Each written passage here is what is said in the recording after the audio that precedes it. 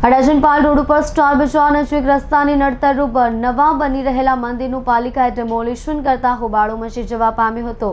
રાંદેર ઝોને તોડી પાડી ધાર્મિક ફોટો પણ કબજે લીધો હતો। પાલ એક્વેરિયમ સામે 24 કેરેટ મીઠાઈની દુકાનની બાજુમાં હયાત માતાજીની નાની ડેરીની બાજુમાં સ્થાનિકો દ્વારા દિવાલો ચણી નવું મંદિર બનાવતા હોવાની કેટલાક સ્થાનિક લોકોની ફરિયાદને પગલે રાંદેર ઝોન દ્વારા દિવાલો દૂર કરવામાં આવી હતી। રાંદેર ઝોનની કામગીરીને પગલે દિવાલો ઊભી કરનાર સ્થાનિકોએ ભારે વિરોધ કર્યો હતો। કોઈપણ રીતે રસ્તામાં નડતરરૂપ બાંધકામ ન હોવાની સ્પષ્ટતા સાથે નિર્માણાધીન મંદિર માટેની દિવાલોનું ડિમોલિશન ન કરવાની માંગણી કરી હતી। મહાપાલિકા છેલ્લા ઘણા સમયથી રસ્તાઓની નડતરરૂપ મિલકતો અને ધાર્મિક સ્થાનો દૂર કરી રહ્યું છે, ત્યારે રસ્તાની નડતરરૂપ જગ્યાઓ પર ગેરકાયદે મંદિર બનાવવાની પેરવી થઈ રહી છે। રાંદેર ઝોનમાં પાલાટીઓવાળા રોડ ઉપર ડેરીની જગ્યાએ મંદિર બનાવવામાં આવી રહ્યું હોય રાંદેર ઝોનને જાણ થતાં શનિવારે બપોરે ડેમોલિશન કરી દીધું છે।